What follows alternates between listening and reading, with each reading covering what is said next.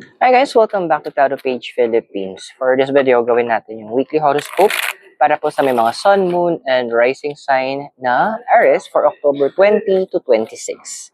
So kung bago kayo, subscribe, like, and share. And kung hindi mo alam kung ano yung sun, moon, rising, kasi importante siya. Sa end of the video, we have a link for this. Remember, the readings are for guidance purposes. Use your free will wisely.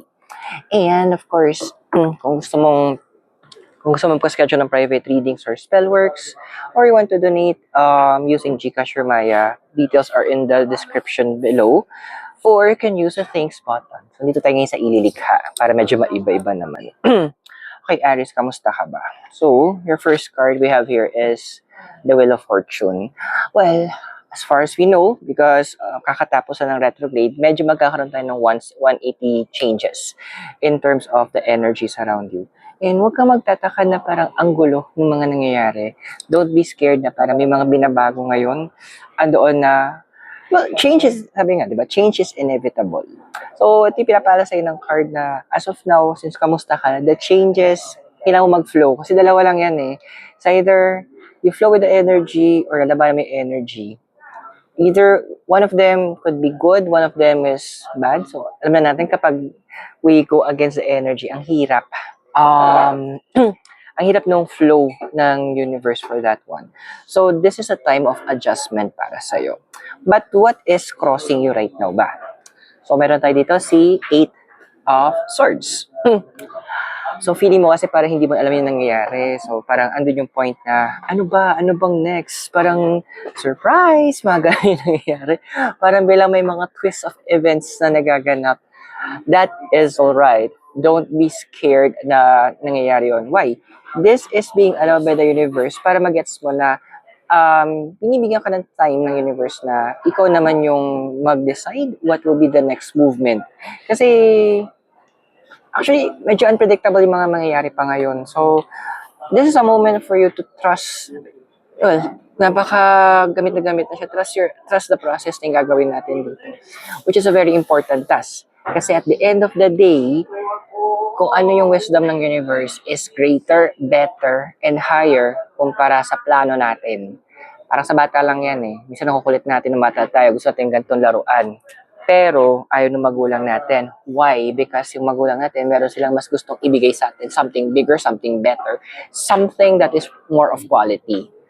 Now, Aris, yung dessert card mo dito is si 4 of Wands. Well, kung gusto mo pag-isa, wala mong masama. If you want to travel, kung nagpa-plan ka na umalis, kung gusto mong medyo mag-solo trip, there's nothing wrong with that. Kasi this is a time naman na bigyan mo ng opportunity yung sarili mo na ako naman, me naman. Parang andun yung point na give this chance to me. Ako yung gagawa, ako yung gagalaw. Kumbaga, kumbaga ito yung parang break mo muna.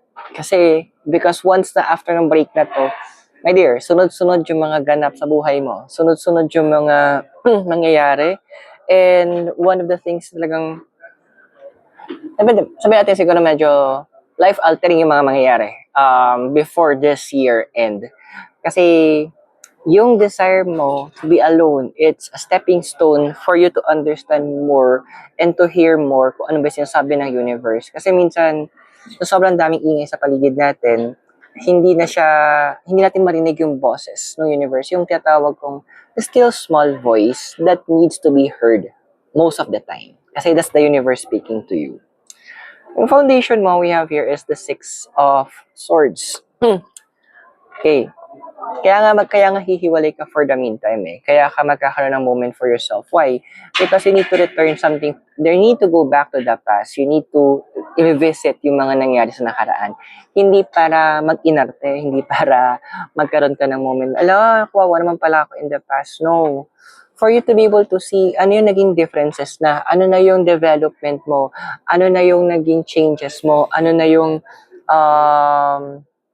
bago sa'yo, or what has changed from the past to the present. Kasi yun yung making map mo going towards the future. So, yung coffee ko. Ayan. Ayan. So, the card is actually saying then na this is a moment naman na revisiting the past gives you an idea ano yung mga naging common mistakes mo nun. And doon mo malaman, okay, dapat pala baguhin ko to. Dapat pala hindi to yung ginawa ko. And moving forward, dapat pala ganito yung magiging next process ko. Because in the past, we have here is yung temperance. Okay, kung pwede, huwag kang magalit sa sarili mo. Huwag kang harsh. Huwag kang masyadong, tawag dito, masyadong, huwag mo masyadong kawawain naman yung nakaraan mo, yung past mo. Because remember, nung sabihin natin, siguro 5 years ago, 10 years ago, aminin natin na syunga-syunga tayo noon. Kasi compared kung sino tayo ngayon. Kasi with the temperance card, kasi this is associated with Sagittarius, which is about knowledge, which is about knowing. Eh yun nga, medyo may syunga factors tayo. So, wag mo nang i-down yung sarili mo. This is a time for you to appreciate that you became stronger, you became better. And andun yung moment na you have made a lot of positive changes to yourself. And the universe has allowed these things to happen because andun yung point na you are, we can learn from our mistakes of the past. Now, the possible future mo, Aries, is we have here is the Seven of Swords. So, well, di ba remember yung travel na binabalak mo, that personal vacation, that solo mode mo?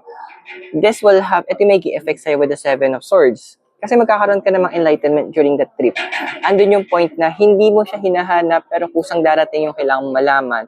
And to be honest, may mga moments pa dito na pinapakita yung cards na there will be people na makakasalamuha mo na unintentionally meron silang naituturo sa'yo na-absorb mo na parang, nga no, magkakaroon ka ng tinatawag nga rin aha moments na may point siya.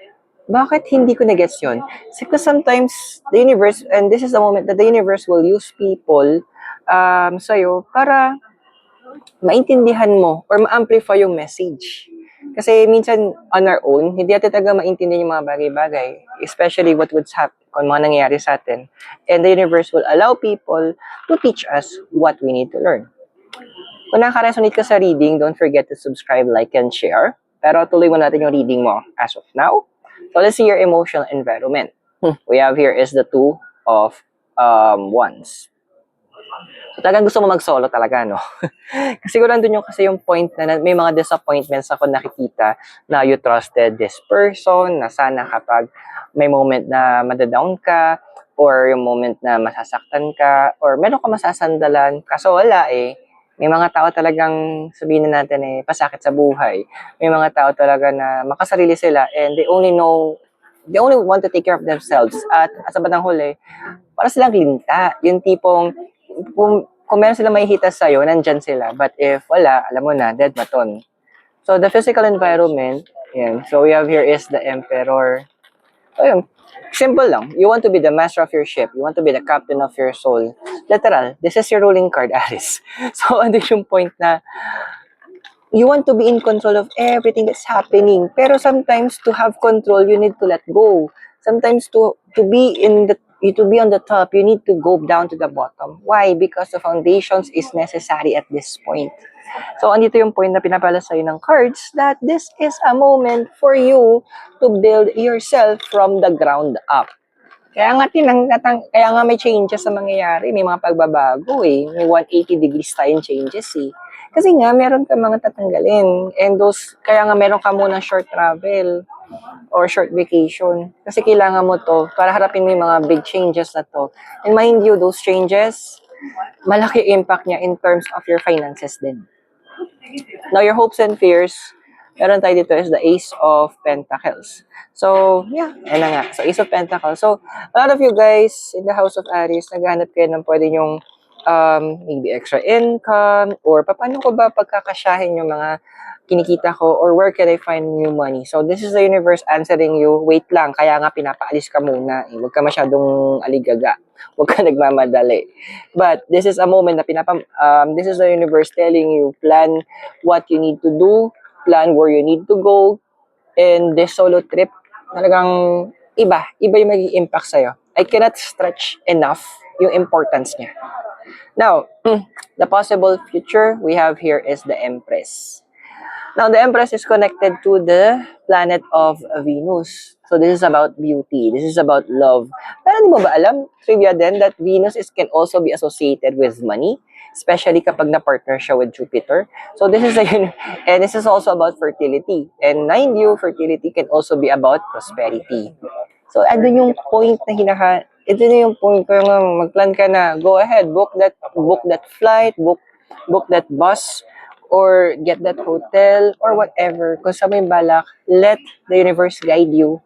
Because at the end of the day, all of this will be beneficial, not just for your mental health, but as well for your finances. I hope nakatulong yung readings. Keep in mind, those are for guidance purposes. Use your free will wisely. And if you're new, subscribe, like, and share. At again, maraming salamat sa'yo, Aris. God bless, namaste. Hare Krishna and blessed be. And hope to see you very soon. Wala po dito sa Ililikha, sa Baguio City. Have a great day. I'll see you soon. Bye!